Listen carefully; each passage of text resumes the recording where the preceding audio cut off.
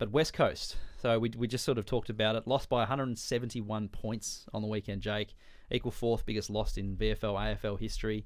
And Christian, you had a good stat that in terms of losses by 40 or more, no team has lost more in a row than the Eagles. Yeah, no, you can claim that one. So shout out to you for sending that query through. So we had a big table and the same sort of thing, fourth biggest loss ever and equal biggest for Sydney, and nothing sort of came out as a brand new record. There were sort of things that hadn't happened for 67 years, but the one that, finally we sort of celebrated within the office when you sent this query through and we ran the numbers. So they've had 12 straight 40-point losses, so going back to round 3 this year, which is the most ever. So North Melbourne last year, I think we spoke about it, and it was about round 16, up until round 16 last year, where North Melbourne had 11 40-point losses in a row, and I think we were talking about the same thing about North Melbourne, how dire the situation was. Fitzroy comparisons. Things didn't look like it was getting any better. They just couldn't get their hands on the ball. When they did, they couldn't score.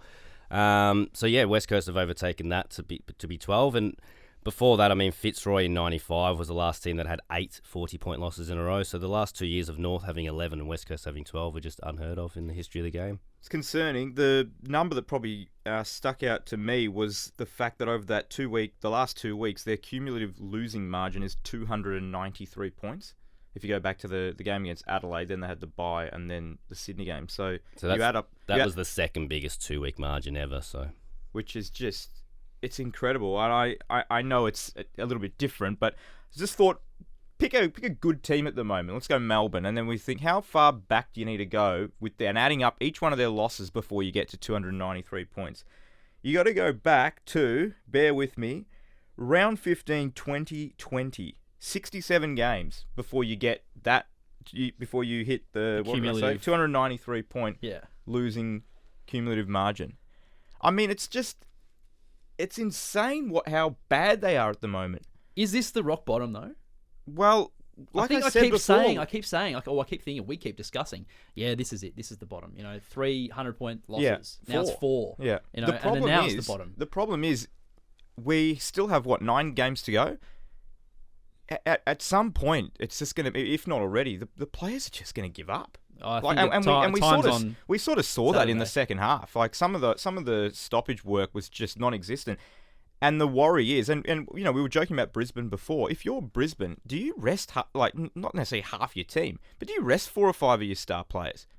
I mean, it's something to consider, and I think teams are going to look to do that in the back half of the year. Percentage is going to matter, so it's the other way around. It's like, can we really use this every as other a team's beating booster? up on the Eagles? Yeah, we need to get that extra game of percentage against the Eagles. So it's that fine balance of if teams keep smashing them, it's going to get harder to rest your players. And that's a good point. But we're seeing teams gaining 7, 8, 9% percentage points, which this deep in the season is just crazy. Yeah, so you need to catch that. And I think the other thing you talk about in terms of, players giving up and things, I think the story that's come out recently about Jake Waterman having to play for 2 weeks injured and, his career maybe over, it's in the balance. How many other players are playing through duress, again, having to get on a plane every second week, coming back early, just playing when they're not ready. So it's perpetually just falling on top of itself, the Eagles. The more they get hurt, the more they have to play on injured players, the more they get smashed, and it all just keeps going around again. You talk about if maybe the Lions resting players. I mean, their VFL team is second on the ladder quite comfortably with a percentage of 162.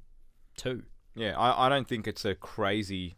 because it's a fine margin because you don't want to... You love to give your players a little bit more rest, but you don't want to do it too late in the season because we know with the pre-finals bye and all that, you could end up not playing one game in 5 weeks if you rest players and then you have the bye and then you win.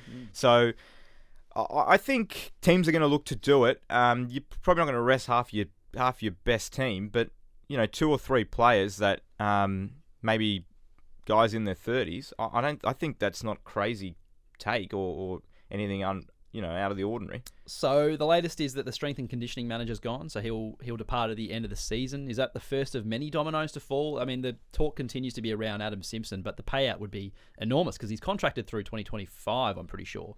So the question is always sort of, you've got to sack the coach. You can't put up with this. A lot of these sort of, really knee-jerk reactions you see on Twitter from commentators of various areas being like, they have to sack Simo. But what does that achieve? Well, really, nothing what does that achieve in the term, short term? You might get the dead cat bounce that we've talked about a bit, where you get a little bit more effort for a couple of weeks. But at the end of the day, the team is what it is. And it will revert to this, and you've gotten rid of a premiership coach for what? You'll have to pay him out early and all this sort of stuff. So is he the next domino? Well, Is it CEO Trevor Nisbet? Been there since 1999. See, I'm big, and going back to Adam Simpson, and I'm big on something needs to change, and the only thing that can really change mid-season is the coach, unfortunately. So, but again, I would go a different way. If you want to back Adam Simpson in, he's going to coach you for the next 2 years, that's great. Don't know how you manage it in a PR sense of thing, but just give him leave now. He's on. Either he joins the recruiting team and starts watching the championship. Just get him out of the coach's box, give him his job, and say, "Yep, come back at the start of 2024 and do your on-field do you coaching." think he wants to be there?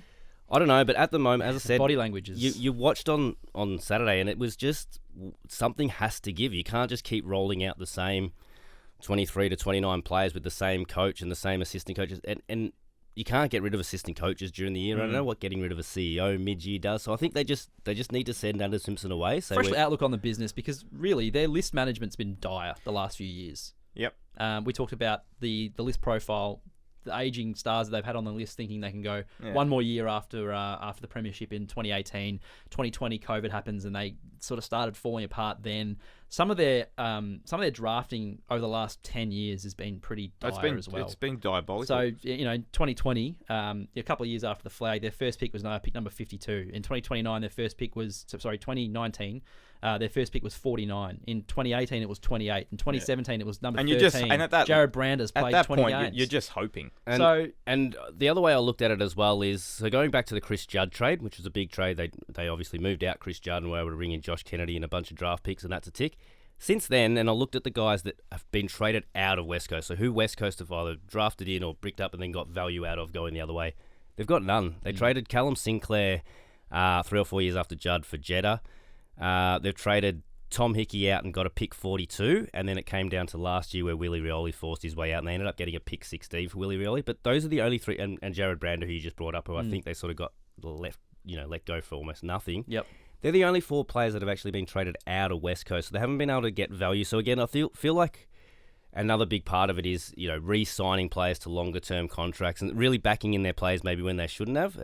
I look at it as well as their list management. They haven't really moved on players to get value coming in the other way. So they've started getting a bit more value in the draft the last couple of seasons. So Ruben Jimby comes in, Elijah Hewitt, Campbell Chesser hasn't played a lot of footy but had a delayed start to his career. So they are getting these higher draft picks the last couple of seasons.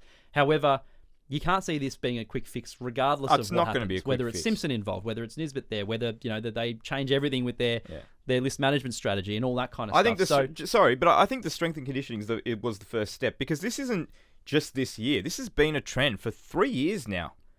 Injuries with the Eagles, like a crazy amount of injuries. I think I agree with you, but also to Christian's point, having to bring in players who are probably underdone, considering they have 27, 26 to choose from at different times, obviously doesn't help as well. You're kind of one arm behind your back. So the case for and against shipping pick 1 this year, because they're probably getting pick 1, which means they're probably getting Harley Reid in the books. But is it worth trying to split what is arguably one of the more the safest, certainties of number 1 pick? We've talked about in the past about how the drafts in 2020 and 2021 where they were COVID affected and we couldn't quite see enough of the youngsters to get a real grasp of how or who the talent was going to be. Reid seems to be a consensus, like you know exactly what you're going to get. Yeah. Teams would pay for that. Teams higher up the ladder, looking to take the next step. Is it worth splitting that and getting 2 inside the top 20 or 3 inside the top 20? Well, yes, but it would imagine how disastrous it would be if the players you pick up are, in 3 or 4 years' time, are names that we look back 3 or 4 years ago and we're just reading out before, and you think, gee, we could have had this guy, and then what Reid turns out to be. There's a massive risk in it, but on the flip side of it, if you can do what I know it's Port Adelaide's draft of 2018, was it, with Butters and Rozee? Like, you can do what they did and nail two picks. I think it was 5 and 12. I mean, it just sets you up. Yep. But how often does that happen? Well, we were looking yesterday. We were just sort of going through a list of pick 1s, pick 2s, pick 3s, pick 4s, pick 5s. It's a bit of a crapshoot, realistically, in terms of like you can get. Number 3 over time has been as successful as number 1 in terms of games I think played in the and last impact. 10 years, there's maybe only 1, 2 max where you can Pick 1. definitively say pick 1 was the best player of that draft. Yeah. So, if you can split it and have a couple of shots at nailing your pick 3 and then pick 8 or whatever you might get in terms of a package. But what would you get? This is and again, with West Coast, and you got to be internal with this. I wouldn't be going there and sort of bartering with it 17 clubs and seeing what we can get. If I'm trading Harley Reid, I know exactly what I'm trying to get for him. It's and they have to set the market. If they want 2 draft picks and they have to both be in the top 10, or they want 3 draft picks in the top 20 plus a 25-year-old player, they can't just sort of just let it out and go to the best bidder. They need to go with a plan. Say, we need this. If we don't get this, we'll take Harley Reid. We need these bandings of these picks because we want this guy and this guy. And I don't think getting pick 5 and 12 and having a crack at those 2 picks is good enough for me if Harley Reid's sitting there. Good enough? Again, a clear, and it's, you got to be internal, and it's got to be more than 1 year, but you got to have a clear plan, and this has got to be your first sort of step in that plan of, all right, we need to bring in 3 midfielders, so therefore we want to get 3 draft picks for Harley Reid and take midfielders with each of them. Or they may say we need a 26-year-old to come in here and be ready. So, we're looking, you can throw up names, willy-nilly, but there's WA blokes out there like Chad Warder or Shai Bolton and players like that where you go, okay, maybe a draft pick and Shai Bolton might be enough to get pick 1 across to Richmond and get him back to Perth and things like that. So I think with them, it's got to be more.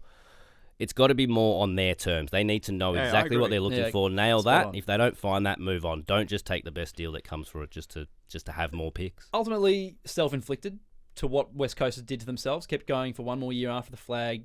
Kept holding on to the veterans, signing them to long deals, and just it all kind of fell out from within. Yeah, and the trade-off is, or I guess you got to ask West Coast fans this: like, do you take that? You won a premiership 5 years ago. The club is, like we have said 3 times already on this episode, it's at rock bottom now. But do you sort of take famous that? Last words? Do you sort of take that? Like, if I offered the same thing to you as a Carlton supporter, would you take that? Yeah, I probably would. Yeah. So you kind of expect it. I mean, this is an extreme case of a drop off, and I believe they're going to be last or at best second last on the ladder for the next 3 years. But if you can boast a premiership in the last sort of 5 years, then it's not all doom and gloom.